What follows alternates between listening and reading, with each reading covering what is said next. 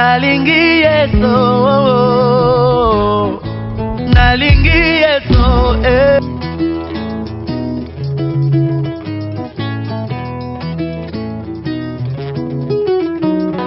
nalingi yeso.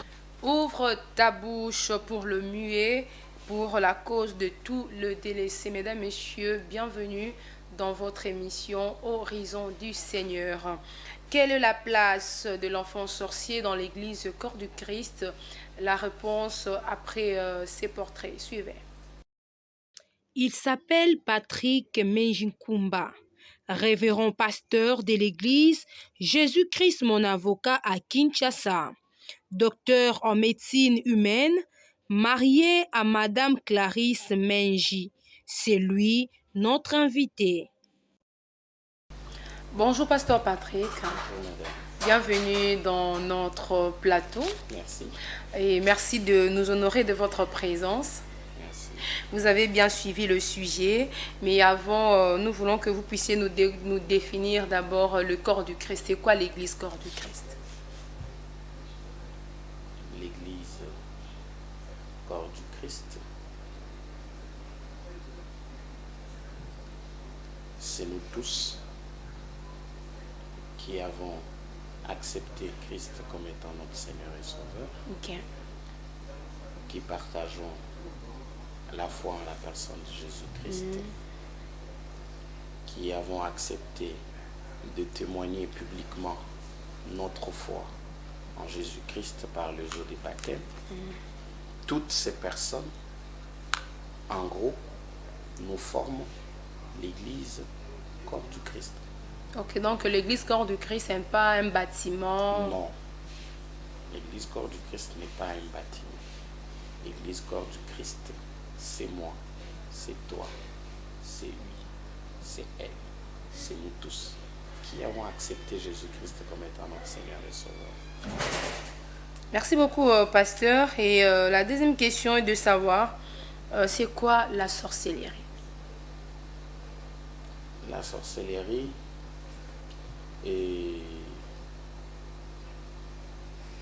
est une pratique de la magie afin de chercher à nuire à l'autre, Ok. jetant soit un sort, envoûté. Donc, toutes ces pratiques-là, cherchant à nuire à autrui. Ça s'appelle en gros la sorcellerie. On peut aussi l'appeler une maladie. Une maladie. La maladie est curative. Et curative, voulais-je dire. La sorcellerie est délivrable. Alors, je ne sais pas comment mettre ça dans le contexte de la maladie. La maladie est curative, Ouais. soit non curative, parce que nous avons une maladie curative et des maladies non curatives, Ok. tandis que la sorcellerie est délivrable. D'accord. Et parlons de notre sujet, la place de l'enfant sorcier à l'église corps du Christ. Pasteur, on le sait bien dans le passé, l'église était considérée comme un refuge, un endroit que des gens, de personnes, si je peux dire, atteintes de la sorcellerie envoûtée, venaient s'y réfugier. Mais aujourd'hui, on comprend que ce n'est plus le cas. L'église, au lieu de recevoir ce genre d'enfants, mais l'église est devenue aujourd'hui la source de la prolifération des enfants chégués. Parce qu'aujourd'hui, quand on rencontre un enfant chégué, il te parle de lui. Ça sera toujours que c'est un pasteur qui avait dit à ma famille que j'étais sorcier, on m'a chassé de la maison. C'est quoi au juste tout ça? En fait, je suis de ceux qui condamnent ce pratique-là. D'abord, l'église est un lieu de rassemblement. Ok.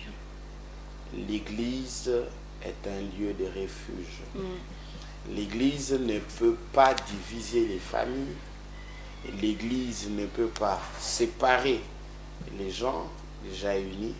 Bien au contraire, le travail de l'église est de remettre l'amour là où il n'y avait plus d'amour et de ressouder les liens familiaux, là où il y avait de problèmes. Je suis de ceux-là qui sont contre ces pratiques-là. Le sorcier a une place à l'église. Parce que la Bible dit, venez à moi, vous tous qui êtes fatigués, chargés, je vous donnerai le repos. Si le sorcier n'a pas de place à l'église, il ira où alors? Parce que c'est l'église qui peut être un lieu de délivrance pour lui au cas où il le veut, quoi. Donc, je suis de ceux-là qui sont contre ces pratiques-là. Le sorcier a sa place à l'église. Mais aujourd'hui, pasteur, vous n'allez pas me dire le contraire. C'est vous le serviteur, vous le pasteur, qui êtes à la base de séparation de beaucoup de familles. Pourquoi? Parce que cet enfant-là est sorcier. Papa, il faut chasser cet enfant par manque de discernement. C'est comme je venais de vous dire que je n'appuie pas ceux qui les font. Je suis vraiment, vraiment, vraiment contre. C'est pas ça le travail de l'Église. Ce n'est pas ça le travail du serviteur de Dieu. Le travail du serviteur de Dieu est de ressouder les familles disloquées, les familles divisées. Ceux-là qui se livrent à ce genre de pratiques, eh ben, je leur rappelle à l'ordre qui est le nôtre, c'est celui de ressouder les familles, c'est celui de refaire naître l'amour, l'unité, la communion dans les familles. Alors, quel est le rôle de l'Église quand on découvre qu'un enfant est sorcier? D'abord, la sorcellerie étant un esprit, il y a lieu de vaincre ça seulement spirituellement aussi.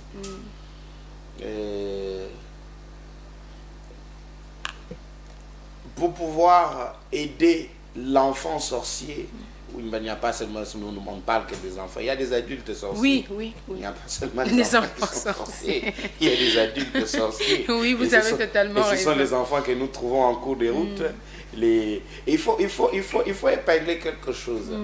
Je t'ai dit ici que la sorcellerie, c'est le fait de pratiquer aussi la magie. Les occultistes qui roulent carrosse, là, ce sont les grands sorciers. Waouh. Mais en VIP. En VIP, parce qu'ils sont en VIP, alors on met de côté leur sorcellerie. Même lorsque nous les avons en famille, on ne sait pas parler de leur sorcellerie parce que il y a des adultes sorciers, il y a des enfants sorciers.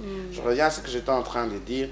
La sorcellerie étant un esprit, pour pouvoir aider le sorcier à abandonner sa sorcellerie, c'est d'abord faire le travail spirituel.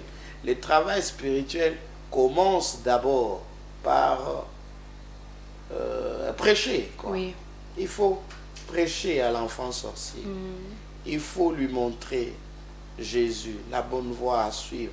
Il faut lui faire comprendre que dans la vie où il est, c'est une vie qui va le mener tout droit vers l'enfer et qu'il n'y a pas de gain là-bas, ainsi de suite. Parce que la vraie délivrance commence par la prise de conscience.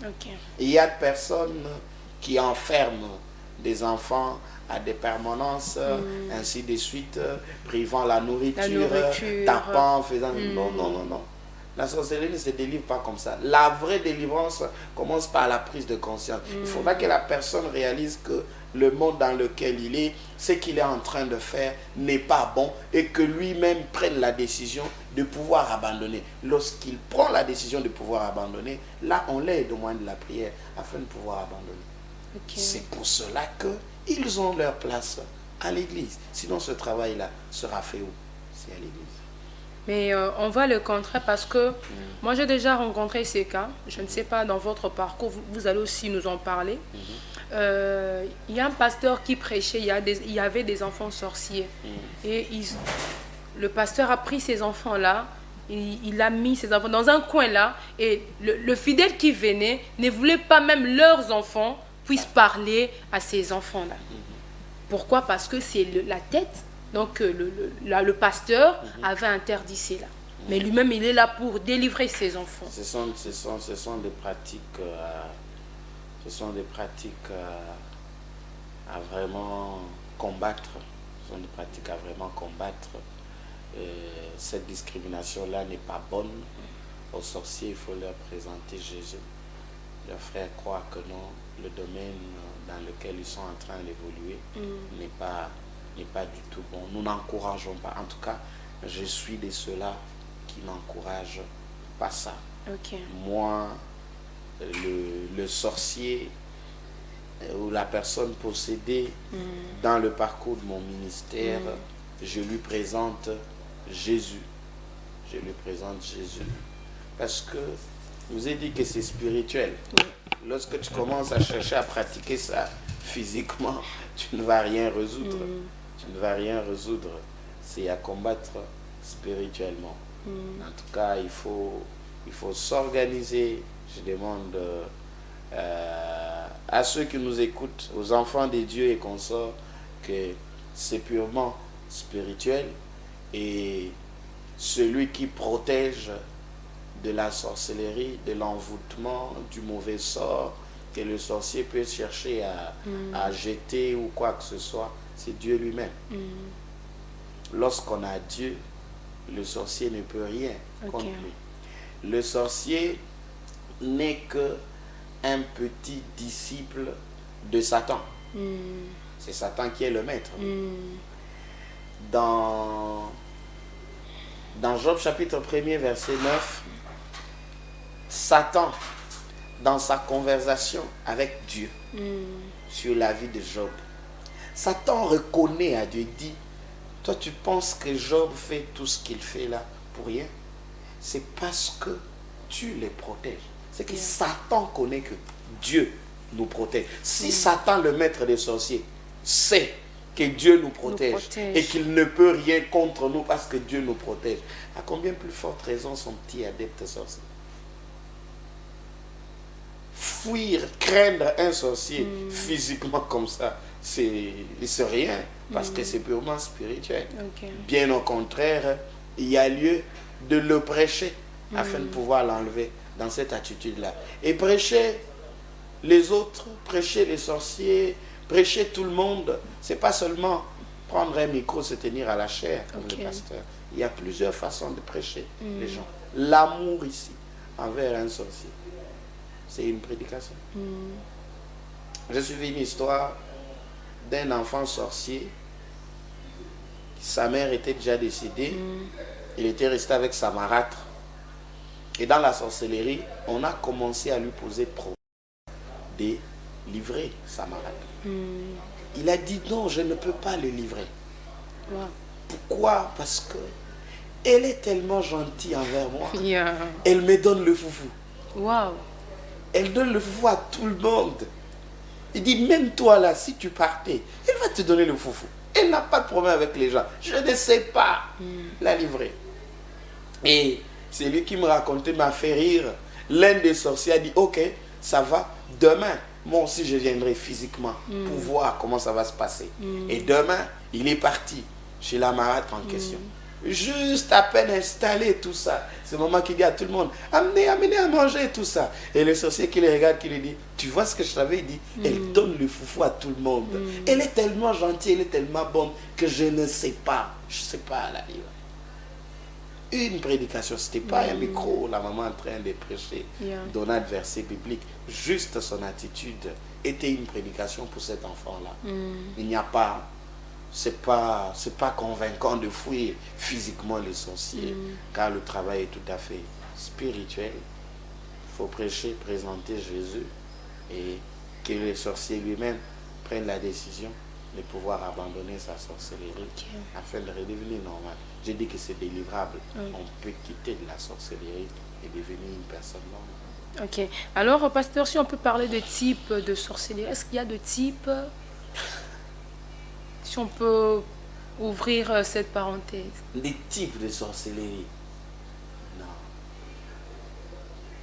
Tout ce qui s'est fait dans le sens de chercher à nuire autrui, c'est de la sorcellerie. La jalousie, c'est la sorcellerie. La haine, c'est la sorcellerie. Chercher à nuire à autrui pour rien, c'est de la sorcellerie. Tout ce qui est fait de sorte à nuire quelqu'un d'autre, c'est de la sorcellerie. C'est pas seulement voler la nuit. Non, non, c'est pas seulement voler la nuit. Wow.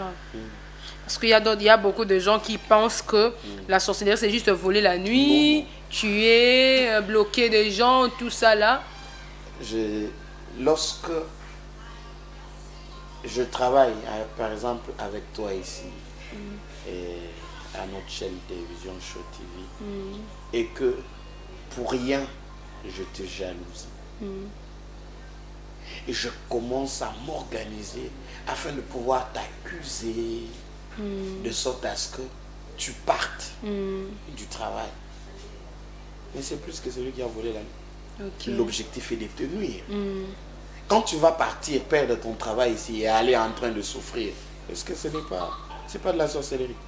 C'est une pratique afin de chercher à nuire à autrui. La sorcellerie, ce n'est pas seulement voler. Ceux qui jalousent là, ceux qui trahissent là, ceux qui sont en train de s'empoisonner aujourd'hui là, c'est la sorcellerie. Okay. Si tu as mis le poison à quelqu'un pour qu'il puisse mourir, tu es différent de celui qui est parti le donner dans la sorcellerie la nuit. Non, vous avez fait la même chose, oui. Vous avez seulement utilisé les voies différentes. Okay. Et alors, pasteur, nous voulons encore savoir, il y a une question ici de pratique des délivrances que le corps du Christ prenne, font ou encore fait, le corps du Christ fait pour délivrer un enfant sorcier. Torturer, refus de lui donner à manger, fouetter, brûler même. Et c'est ça. Ce physique, ça ne traite pas le spirituel. Parce qu'il avait mangé son père, on ne doit pas lui donner à manger parce qu'il a encore la viande de son père, je peux dire comme ça, dans son ventre. Donc on peut pas lui donner à manger. C'est inconcevable. On le voit, pasteur. C'est vraiment inconcevable. Bon, il a bouffé son père. On l'a trouvé avec un couteau en train d'égorger papa. Là, c'est le prophète qui le dit. Puis faire la cuisson et manger. Comme ça, le voisin est certain qu'il a encore cette quantité-là de la viande dans son ventre et que le foufou qui est préparé aujourd'hui ne pourra pas manger. Ça n'a rien à voir. La sorcellerie, c'est spirituel. Okay. La seule possibilité de pouvoir accorder ou aider le sorcier à se débarrasser de sa sorcellerie, c'est purement spirituel. Okay. Priver la nourriture, fouetter, brûler, ça ne fait rien. Ça ne fait rien. Bien au contraire, le traitement avec amour peut résoudre. Il faut traiter les sorciers avec amour. Okay. Il faut lui présenter le message de Jésus-Christ, lui faire comprendre que il y en a qui a perdu son père. Regarde ce que sa vie va devenir si tu étais en Jésus.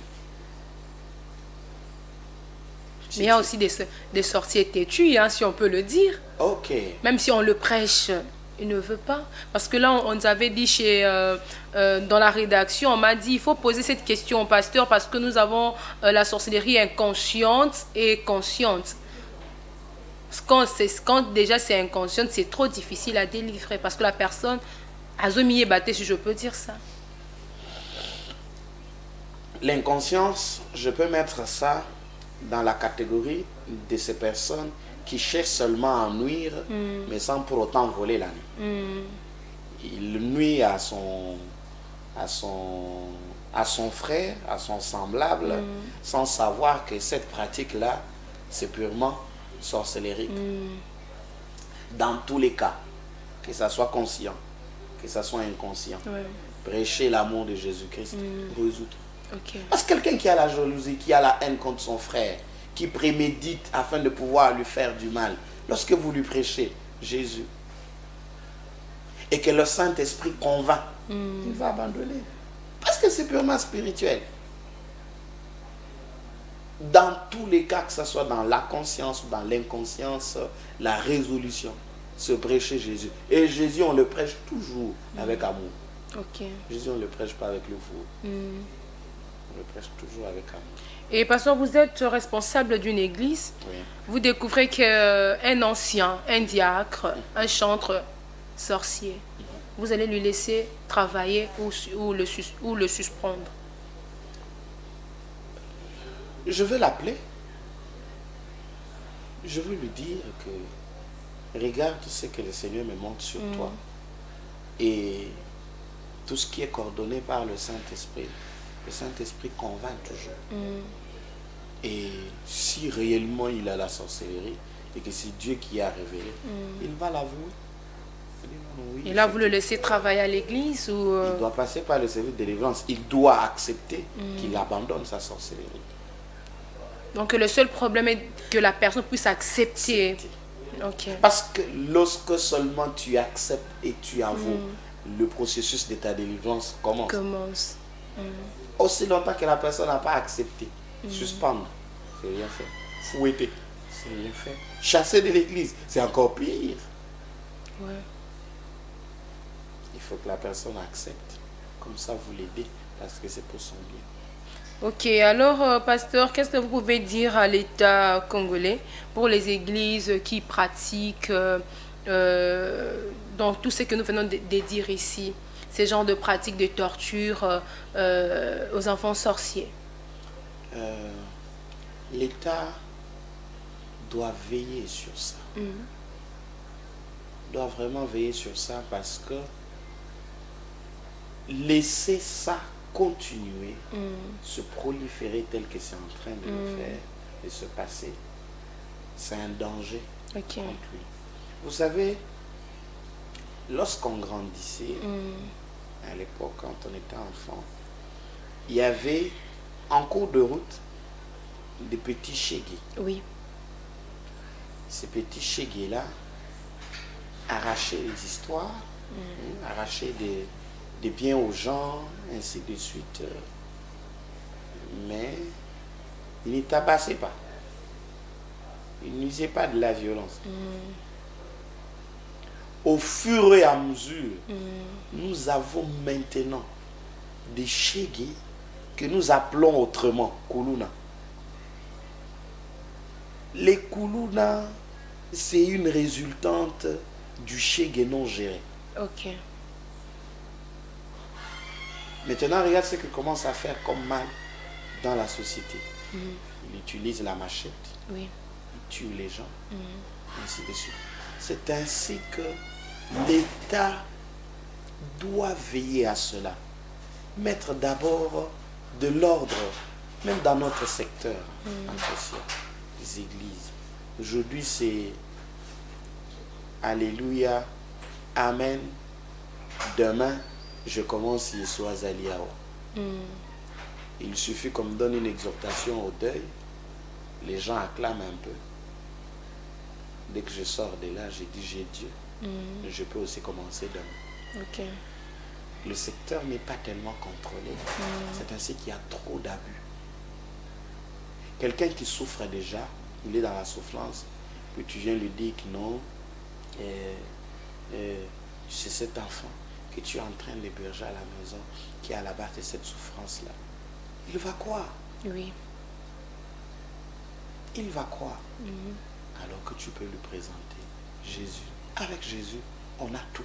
Jésus est au-dessus du petit sorcier qui peut être hébergé dans la maison. C'est que l'État doit s'impliquer dans le secteur pour que le secteur soit remis dans l'ordre. Que les choses se passent en ordre. Les enfants ont des droits.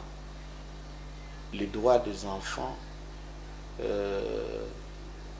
n'y a pas de distinction. Non, ça, ce sont les droits des enfants sorciers. Ça, ce sont les droits des enfants non sorciers. Et les parents ont des devoirs envers les enfants. Pas des devoirs pour les enfants sorciers et des devoirs pour les enfants non sorciers. L'État doit s'impliquer dans cela pour que les parents puissent correctement assumer leurs devoirs envers leurs enfants pour qu'il n'y ait pas tout ce que nous sommes en train de voir. Sinon, c'est vraiment une bombe à retardement pour nous. Demain, après-demain, ça sera compliqué. Parce que ça continue. Lorsque nous sommes en train de parler ici, il y a une délivrance qui est en train de se faire quelque part. Il y a des enfants qu'on vient de jeter en cours de route. Oui. Au fur et à mesure, nous allons... L'État a une très grande responsabilité pour pouvoir remettre de l'ordre. Tu sais, si on trouve un enfant en cours de route et qu'on a arrêté son père ou sa mère quelque part parce que l'enfant est en cours de route, le phénomène va un peu baisser. C'est parce qu'il n'y a pas de contrôle dans ça, ainsi de suite. Et ça continue. Les faux prophètes continuent à faire tous ces bévues-là, ainsi de suite. Bon. On n'y peut rien, mais nous personnellement, on n'y peut rien. Mais nous exhortons quand même aux prophètes, aux responsables, aux serviteurs, servants de Dieu, de faire ce que la Bible nous recommande, de faire ce que la parole de Dieu nous recommande, de faire ce que la déontologie là recommande. Le sorcier n'a pas de place dans la rue. Le sorcier a sa place à l'église. Le sorcier, on doit lui prêcher Jésus et l'aider à être délivré de la sorcellerie. Et pasteur, là je vous laisse face à la caméra. Vous allez exhorter les familles qui ont ces problèmes, qui ont des enfants sorciers, même aussi ces enfants-là, ces messieurs-là, ces grands messieurs-là, vous avez bien parlé, ce n'est pas seulement les enfants sorciers, mais il y a aussi des adultes sorciers. Les sorciers même, qui sont en train de nuire aux autres. Donc, sorciers, vous êtes face à la caméra, un message, exhortation, une exhortation à leur faveur. Et à la fin, vous allez clôturer avec une prière à leur faveur. Et après, nous allons vous poser encore 2 petites questions pour chuter. À vous, chers enfants de Dieu, chers téléspectateurs, il n'y a aucune puissance pouvant être capable de nous nuire si l'Éternel n'a pas accepté. La Bible dit, rien ne peut arriver sans que Dieu le Père, Dieu le Maître, lui seul, ne l'ait permis. C'est lui qui veille sur Israël, il ne somnole ni ne dort. Il y a une assurance que les chrétiens, les enfants de Dieu doivent avoir, c'est que le sorcier ne peut rien contre toi si tu as Dieu ou si Dieu est avec toi. Comme j'étais en train de le dire ici, lorsque nous étions en train de parler, Satan confesse et témoigne auprès de Dieu que Job est ce qu'il est parce que tu le protèges. Si Satan, le chef des sorciers, reconnaît que Dieu nous protège, c'est que le petit sorcier que tu as chez toi à la maison ne peut rien. Il ne peut rien. Il y a une seule façon de traiter les sorciers et la sorcellerie, c'est prêcher Jésus. Et Jésus, on le prêche toujours avec amour. Prêcher Jésus, ce n'est pas seulement prendre le micro, c'est tenir à la chair. Il y a plusieurs façons de prêcher Jésus. Il y a quelqu'un qui n'a pas besoin que tu lui donnes un verset biblique afin qu'il accepte Christ comme étant son Seigneur et Sauveur. Il a juste besoin de te voir changer de caractère, changer de comportement. Cette personne-là qui a besoin de te voir toi changer n'a pas besoin que tu lui donnes le verset biblique. Transmets et communique juste l'amour tout autour de toi. Le sorcier est capable de se repentir et aucune puissance maléfique ne peut rien contre nous si on a Dieu.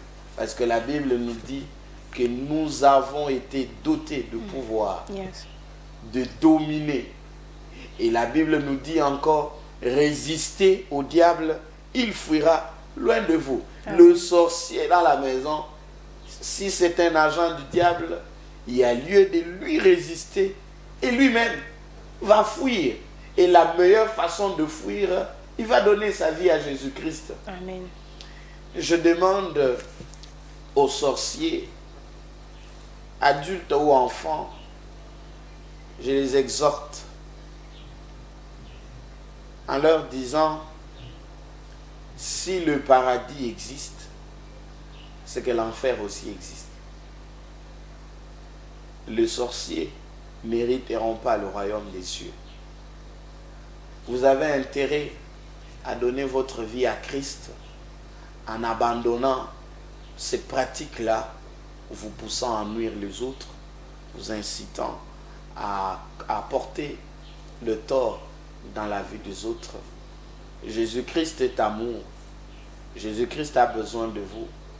Acceptez d'abandonner la sorcellerie et de donner votre vie à Jésus-Christ. Je ne viens pas vous condamner, je ne viens pas vous juger par rapport à ce que vous aviez fait hier ou ce matin, mais je vous dis que Jésus-Christ est tellement bon, tellement compatissant. C'est ainsi que dans 1 Jean, chapitre 2, verset 1er, il nous dit: mes petits enfants, je vous écris ces choses afin que vous ne péchiez point. Mais s'il arrivait que quelqu'un ait péché, vous avez un avocat à la droite du Père, Jésus-Christ le juste. Seulement aujourd'hui, Jésus-Christ est capable de plaider en ta faveur pour toutes les personnes que tu avais bouffées hier, et demain tu vas au ciel. Donc ce n'est pas encore tard pour toi. Comme tu respires encore, comme tu as encore envie, il y a lieu d'abandonner ces pratiques-là et de donner sa vie à Christ. Je crois que... Une prière. On attend la prière. Nous allons prier. Si tu es en train de me suivre quelque part, tu peux incliner ta tête dans la prière. Nous allons prier. Éternel Dieu de toute grâce, Maître de temps et des circonstances, toi qui as permis ces instants et qui nous fait entrer dans les salons, dans le bureau, dans différents endroits où les gens peuvent être en train de nous suivre en cet instant. Le hasard chez toi n'existe pas. Certes, par ce message, il y a une âme que tu veux sauver. Je fais ma part en tant que fils d'homme.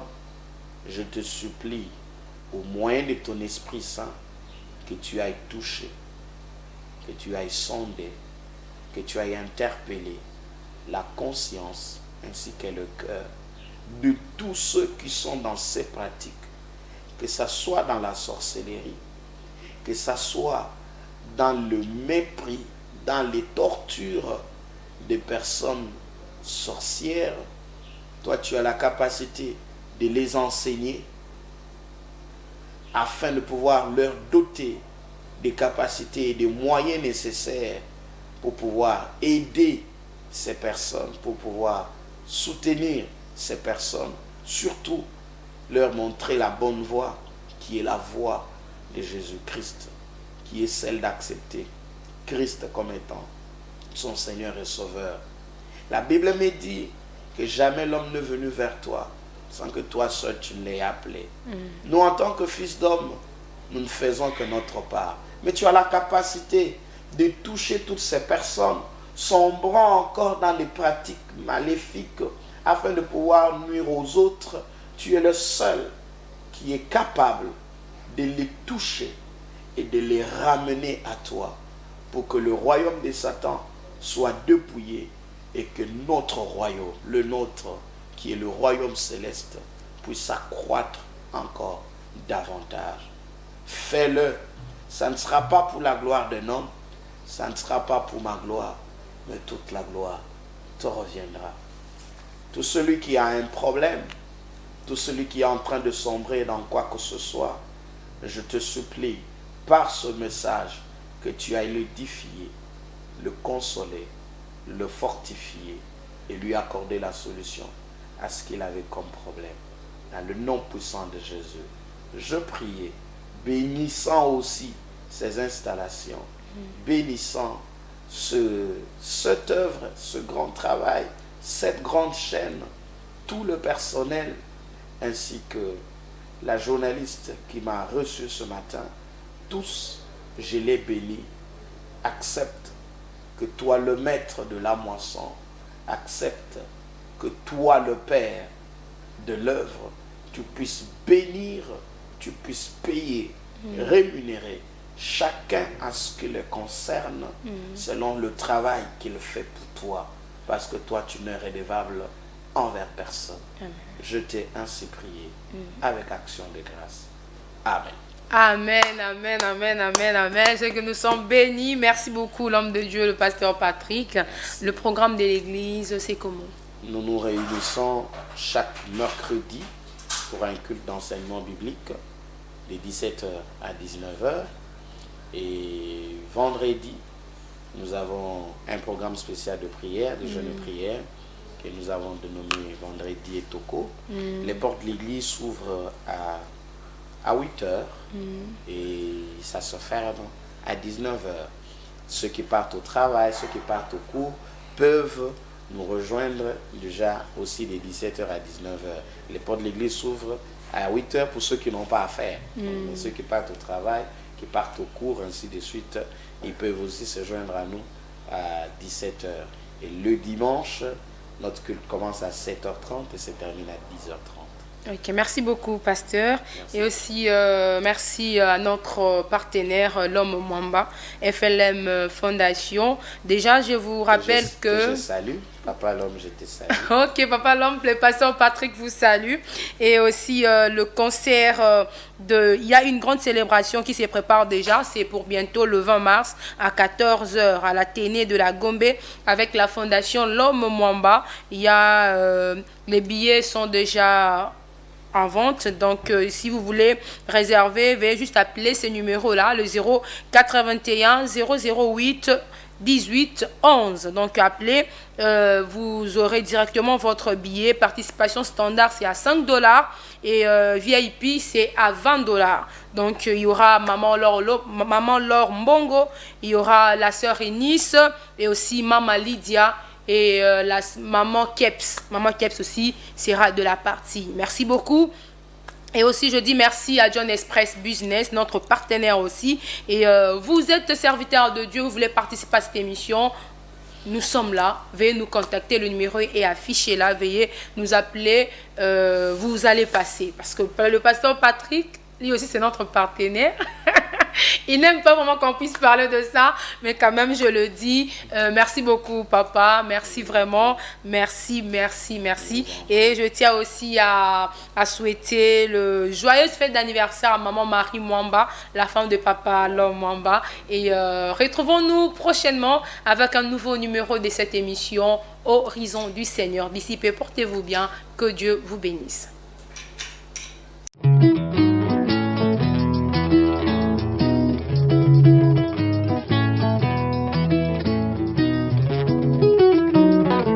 Nalingi Yeso, Nalingi Yeso,